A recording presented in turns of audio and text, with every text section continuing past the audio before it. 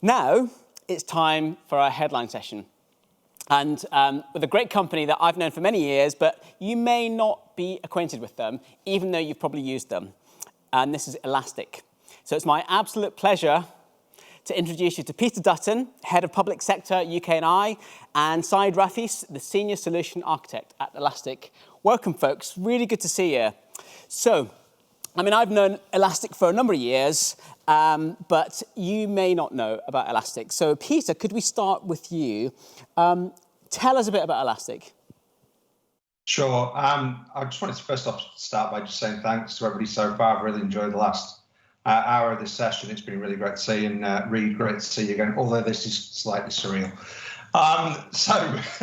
Elastic are a search company, and search means so many different things to so many different people. That could be searching for insider threat. It could be searching for state actors, through to doing simple searches on websites, across to looking internally at internal systems or logs to really try and understand what your organization is doing and how that organization is working.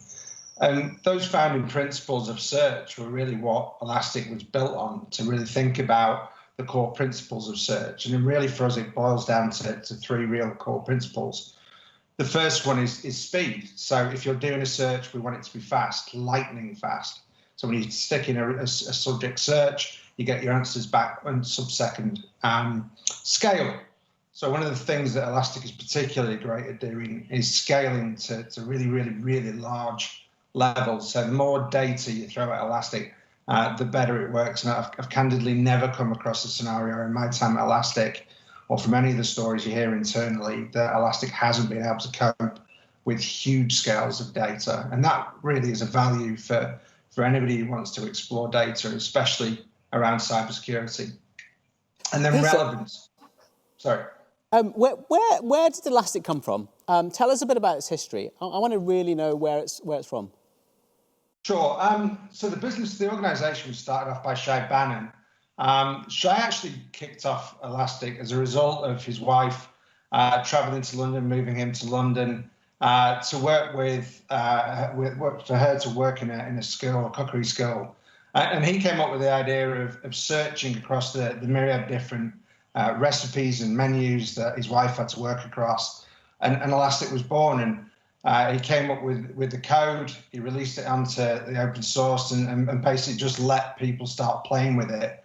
The stack, or Elasticsearch, grew quite quickly then. Elastic joined forces with a number of different capabilities. And many people now probably know Elastic as ELK, so Elasticsearch, Logstash, and Kibana. So the organization has grown, and it's grown away from just being called ELK. We now call it the Elastic Stack because we brought in endpoint security and also some lightweight shippers called Beats. So that means now we have three main solutions: security, observability, and search, all built on one set of capabilities, all one set of skills, but many, many use cases. It sounds like Elastic was born from a labour of love. Why should we fall in love with Elastic? What makes it so special for our audience? I think probably, and I hope, for the same reasons that I joined Elastic, which was I kept hearing about Elastic in my career, and I kept asking people about how they used it, why they liked Elastic. And I kept hearing the same things, that because Elastic is open source, it's very, very easy to acquire. It's very, very easy to install and to start using, irrespective of whether it's on the cloud or on-prem.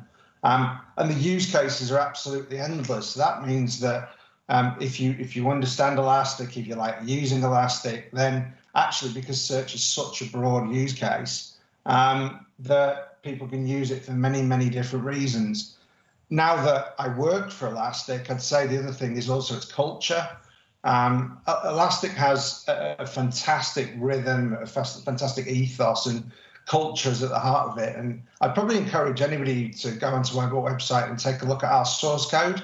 And source code isn't technology code. It's actually more of a spirit, more of a cultural rhythm that we have, which is about how to work closely with people and partners. That's great, Peter. Can you give us maybe one or two examples? Can you talk about what Elastic's used for specifically?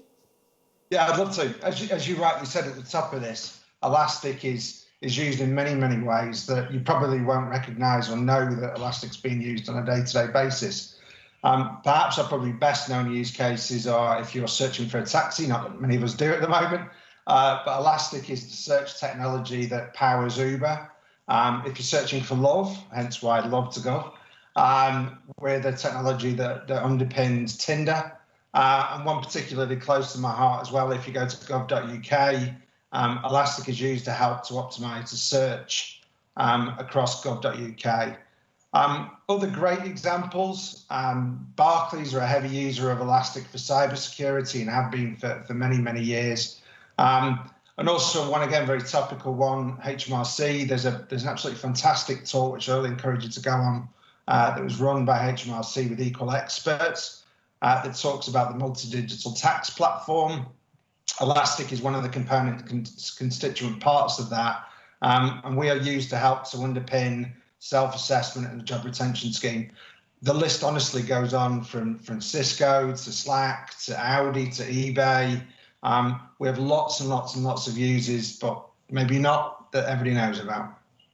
That's a huge variety, and I guess we're in CyNam, we're talking about security, but actually you do security, but you also do a whole lot of other things, and that's quite interesting, isn't it? Security isn't just a single sector, and so you really straddle that sector. I mean, could you maybe tell us a little bit about your customers and how they get the best out of Elastic?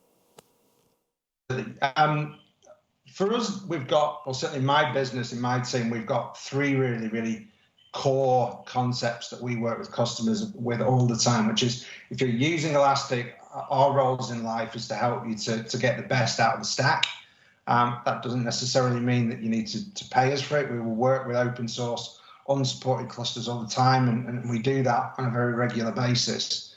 Skills are absolutely the epicenter of what we're about, and that is really about spending time with developers, with architects, and making sure that we support them to get the skills in-house so they can become and are self-sufficient on Elastic. That really is a core constituent part. And the big area is community. We spend a significant amount of time working with the open source community, within the user community at all levels. So from the highest of the high to everywhere across the organization, to really help people foster cooperation, to share use cases, to share experiences, and really just to get the most that they possibly can out of the power of search.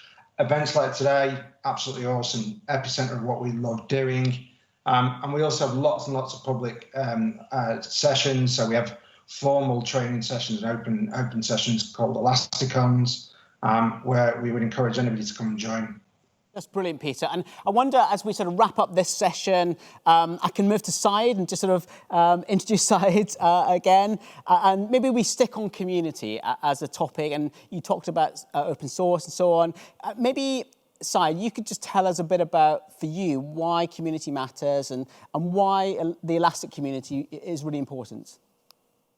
Yeah, sure. It's a great question, Reid. So from our side, community is really important for Elastic because we want to try and build a set of practitioners.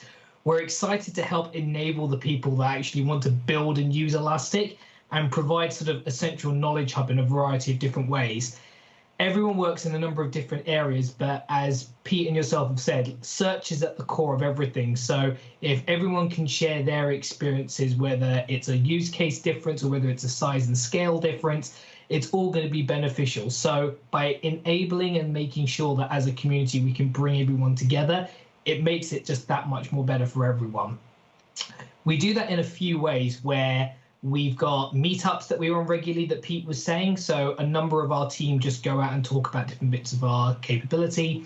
We just recently had our community conference as well, which was really successful. A couple of thousand people attended that, just so that they can hear from Shai and hear where our roadmap is and talk to us freely about what's going on, in order so that everyone, new or experienced, is able to take advantage and just be able to do more with the capability that we offer. That's great. It's so exciting. And as we wrap up now, Thank you so much, Pete, Syed. Look forward to seeing you a bit later. So, folks, it's now time.